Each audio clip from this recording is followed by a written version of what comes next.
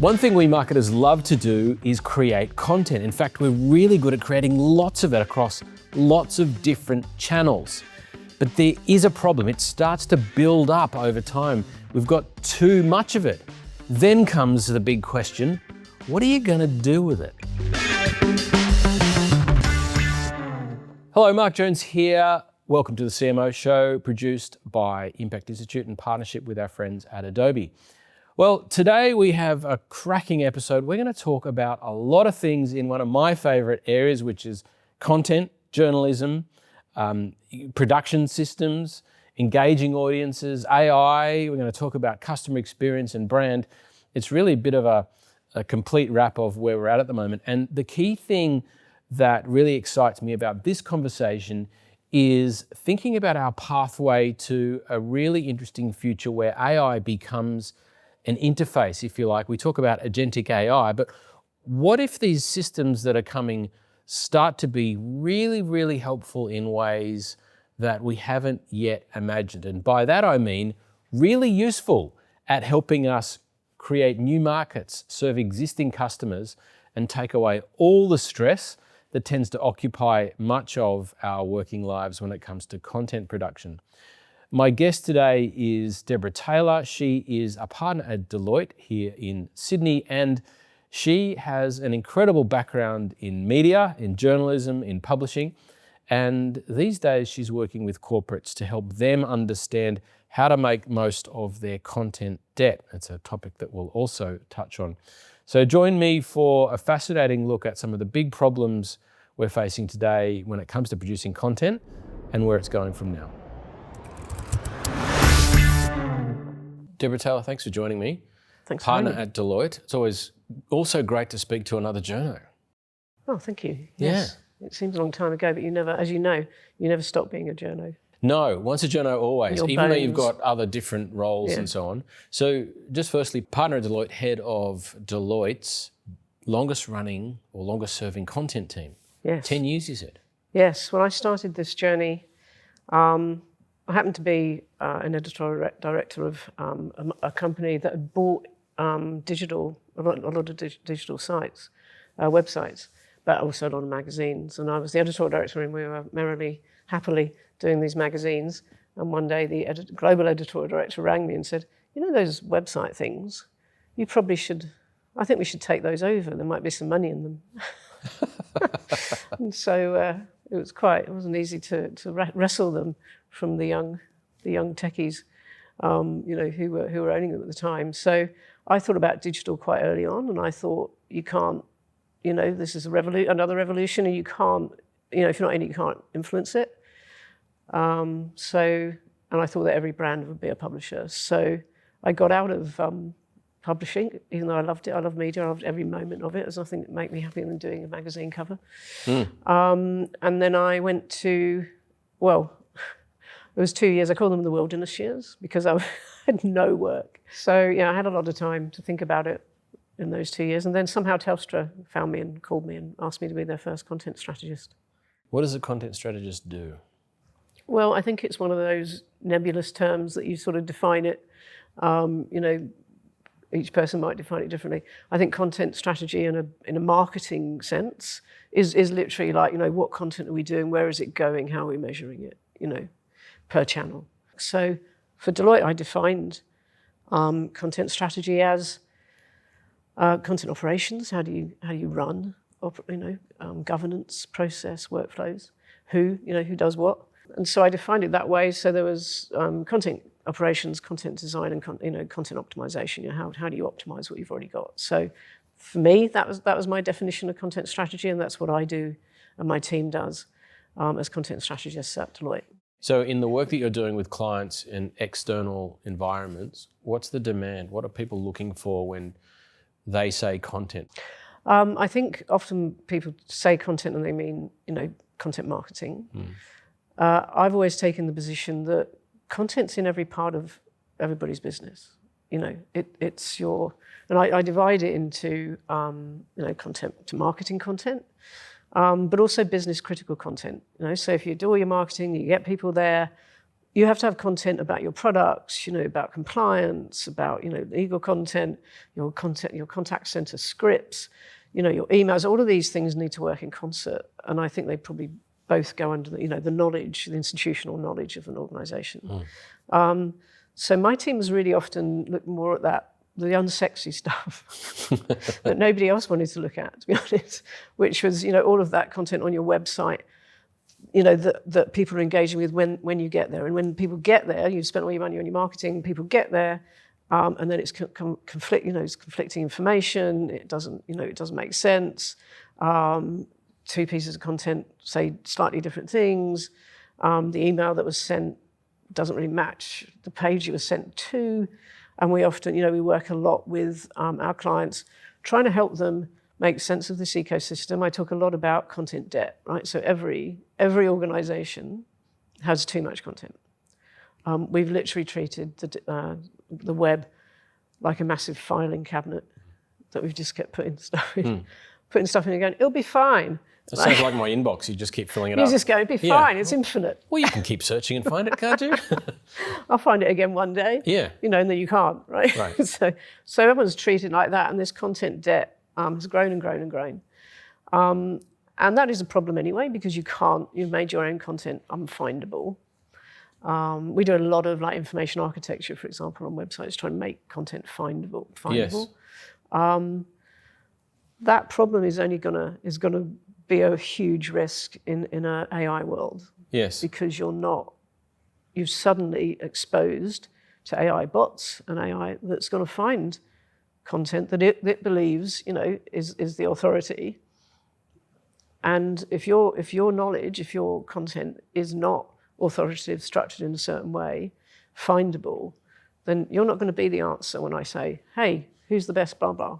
Yeah. Now in tech, we've talked about a lot of these issues in a similar way with structured and unstructured data and being able to find things, being able to access things. It strikes me that you're helping create a bit of, if you like, organisation and simplicity out of what could be content chaos. So it seems to me you're really tapping into a very big growing problem. And would it be fair to say most organisations don't really know what to do?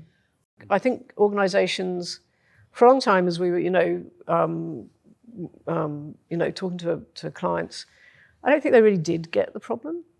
I don't think they did get, why is it a problem if, we've got all this content? I think now they're certainly starting to go, we've got all this content, and it's being found in ways that we don't want it to be found and used. Well, what's the business problem that's driving them to be interested in speaking to you? Because there's got to be a dollar figure behind it, right? I guess it started out as what's the experience, right? And if the experience is bad, then you'll go somewhere else. You'll kind of not trust that brand. I think it's become slowly, sort of as clients have evolved in their thinking.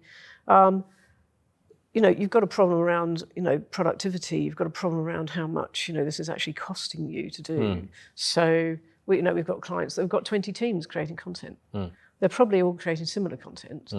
And they're doing that without having the time and space to add value, rather than just be, creating content. So we've looked at quite a few years ago, and so this will probably be worse now, a government department, and we do this quite often, where you go, right, well, if we look at all the people who have to actually approve this content, it can be up to 60 people. It's insane. All this, so one piece of content going on a website, and we worked out. And there's quite a time ago, this government department, it was $9,000. I was like, I'll do it for 4.5, because if you think how many times that one piece of content is created in, a big government department and goes through 60 people, it's a huge amount of money. But it's not sustainable. And it's not sustainable. And also, the content comes out completely unreadable and incomprehensible to most humans. So it's utter terrible waste of money, especially when we're taxpayers paying for it. With the advent of AI and agents, the interesting thing I imagine for you would be seeing how that's starting to play out with some of your customers. Yes. What are they looking for? Is it still at this sort of stage of maybe having the agent do a lot of that orchestration? I think there's two things on the internally. I think they're looking at automation, and is there a part of this that an agent could do? is the way we can sort of accelerate. I think there's a lot of pressure to use AI. I'm sure every client we have as a boss going, use AI. Sometimes it's better to kind of really go slower to go smarter with such a powerful piece of technology as AI. Yes. So I think that's what can we automate? What can we do faster? Yeah. But from clients, from how is it impacting their sort of relationship with their customers? I think they're starting to realise that the content debt is finally going to have to be paid off and sorted out. And I think that's being driven partly at the moment by AEO. So we all remember, SEO still relevant, search engine optimization. AEO is answer engine optimization. So if you Google and you'll you get the snippets, the no-click answer. I don't know about you, but I'm already too lazy to click on something. Humans learn really quickly, and you're like, oh no. If it doesn't come up, you're like, oh, now I've got to click. Because you think we learned as humans to use the web, but it wasn't really intuitive, to do so. Whereas question and answer, it's very intuitive. It's conversation. And increasingly, I think the world will be that you have, a kind of chat GPT type experience where you're going, hey, blah, blah, blah, blah, and it gives you the answer, and it is going out and finding the answer and coming back. And I think once that can be transactional, once it can be, hey, I want a pair of shoes, and it goes, right, I know you, Deb, it's normally lace-ups, it's black shoes probably, you bought them from here before, and it just goes, here's some shoes. You go, is there anybody doing a deal? Yeah, they're doing a deal. So that is going to become the experience we start to have, and it's really interesting and a challenge for brands because, like, how do you market to me if there's an agent in between us? Yeah, and maybe how do you program the agent, for want of a better term, right? So that it has your tone of voice, for example, your brand guidelines. How will I know? But how do you insert yourself in that conversation? Yes. It's really interesting. And I don't know the answer. Don't. Maybe you don't, right? Maybe you don't because actually you're marketing to the agent. Yes. Who is filtering based on my intent. So I go, I want to go to Melbourne, I need a flight and a hotel. So it's only responding to that, my intention to do something. Well, a quick question would be, whose agent are we talking about here? I think everybody, and like I say, predicting the future is it's a fool's game. But I think I'll have, everyone will have a kind of personal agent, personal assistant. Sam Altman from OpenAI. Yes. And John Ives, who did all of the Apple stuff, as you may know, have done a massive deal. And what Sam Altman wants to create is the new era of computing, a new computer, a new way of interacting with computing. It sounds like what that means is, that we have an assistant, we're interacting in different ways, and we're talking to it. Maybe that kind of, and we're talking across different modes. So I might start on my phone, then I get home and it's on a voice, my voice, Google Home or whatever. So it suddenly becomes this. I mean, in my head it's the computer on the Starship Enterprise. Eventually, it'll give you martinis. The dream. Or a robot on wheels will come in. Or it'd be like HAL in 2001: Space Odyssey, and it'll kill us all. Well, the Terminator. I love all these references. To connect a couple of dots here, you're sort of talking about a future which I tend to agree with is that the web browser goes away as an abstraction. It's not really the main game anymore where we're engaging with these agents. The customer experience that we think a lot about in marketing is how your either existing or future customers think about your brand, your products, your services, and the experience you're hoping to create for them, right? And all of that has your traditional brand tone and style that we were referring to earlier. So there's a lot going on there where we're hoping that we can still influence the way people feel through these systems. You're speaking about, if you like, a mediator. This agentic AI world is a mediator. Yeah. What's your advice to CMOs who are probably having their heads, exploding at this point? I think that now is the time. The brands that start to prepare for this now, I think will thrive in that environment. So marketing won't go away. It's like anything. It will adapt to this world. But what you're going to have to be is the answer. You're going to have to be the authority. The thing about this is moving so fast. Like it's literally it's moving so fast. The future could be next year. Yeah. It's moving at a pace that has never happened in any other sort of industrial digital revolution. A slightly awkward question then: what happens to these content supply chains? This whole system we've been talking about. Well, you'll still need to create content, and you still want that to be efficient, and you want it to be streamlined, and you want it to be good and quality, and structured in a way that it needs to be structured in a way. So none of those problems go away. They don't go away. What you really need is creativity. Humans are still going to be creative. You need the expert. So obviously we still know. I think ChatGPT sort of 3.0, they still hallucinate. You still have to be the person and go, that's wrong. This is one of the problems. That's the governance bit. Yeah, so you need to be an expert and able to go, that's a good idea, or that's completely wrong. Filters. So there's still going to be this a need for the supply chain, for your content to be up to date, to protect it. We'll go from content, certainly knowledge in your institutional knowledge, on multiple platforms. So it's on SharePoint, and it's on some's on a Adobe Edge, and some's on your desktop in an Excel. Some stuff's only known by the man at the water cooler. He's been here for 30 years. So all of that needs to be cleansed really in the way that you cleanse data. Find the source of truth about each of the domains you own, and then put it in a DAM or a repository, and it's structured in a way that AI will be able to just pull out information. Yeah. So you need to make it accessible. So there's a mindset shift going on here, which is either corporate, the organisation, am a publisher of content where I am pushing it out to audiences, and I think that's probably going to continue for a while across different channels, but I'm also making it available, which I think is available to a different audience. So to the AI. I'm making it available to AI. Yeah. And I think brands will become, curators of information, of knowledge, interpreters, translators, librarians almost, because they've got to protect. Because if you're not protecting your information that belongs just to you, that you can credibly and authentically own as a brand, someone else. I do like that. The other answer will be someone else will come up with an answer. It's a trust story.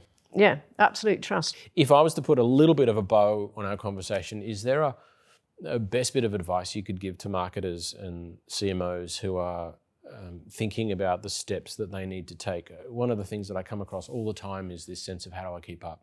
Yeah. You need to be in this stream. You can't just be sort of watching it. Yeah, for sure. I think you need to start thinking about the source of truth and bringing that content down. It's going to be a risk, an increasing risk, and it will get in the way of you being the answer. Yeah. And then a lot of clients we have are going to the cloud or, sort of changing platform, updating platform. Start creating content as answers now. Structuring it, schema, metadata, backlinks, all of these things to start creating to start really making sure you're going to be the answer in this conversation, and you'll be in the conversation. And just to jump in there, using AI to create the content being consumed by AI, because now we're getting into this virtual loop, right? Yeah. But I'm still not, whether I'm just clinging to my journalism roots, I don't know.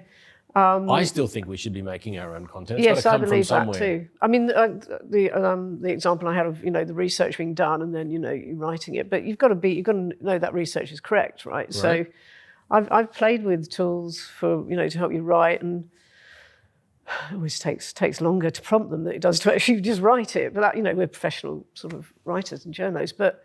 Not everybody is. No, I think fact checking. I think helping you do a first draft, but you've got to have a human there, to make sure that content is correct. So I think there's still roles for humans.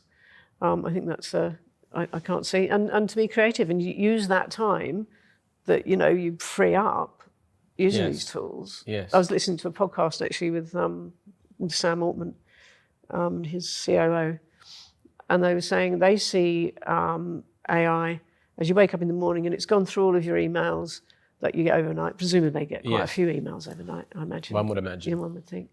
And it's filtered them and made responses and reply. But even the Sam Altman said, I don't want it to decide to reply for me. I want to go through it and go, yeah, that one can go. Oh no, I want to edit that. No, that can go. I want to edit that. I want to, So you still, it's an aid and an assistant, rather than making decisions for you. Yeah, and I think that's a great point to end it, which is to be part of the conversation, still be aware of where do I need to make the call. Yes, exactly. Right. This question of control. So trust, control, governance. They're some of the golden words here. Yeah. Debra, thanks for your time. No, thank you very much. I hope you enjoyed the conversation. A parting thought for me was this concept of truth, which of course gets bandied around a lot when it comes to journalists and the media and publishers.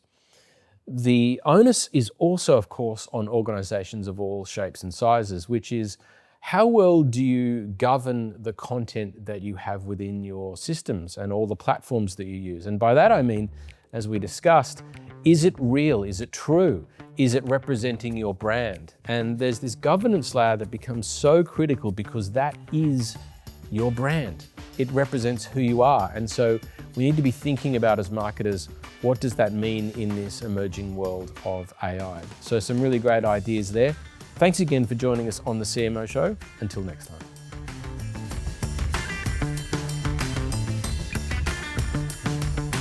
The CMO Show is produced by Impact Institute in partnership with Adobe. Impact Institute is a professional services firm for purpose-led organisations. Our unique blend of impact consulting, brand storytelling and event services help our clients create meaningful change. This episode of the CMO Show was brought to you by your host, Mark Jones, that's me, and producers Kate Zadell and Kirsten Babels. Our audio engineers are Ed Chang and Daniel Marr. And a quick shout out to Adobe Experience Cloud, which gives digital businesses everything they need to design and deliver great customer experiences. Visit business.adobe.com to learn how Adobe can help transform your business.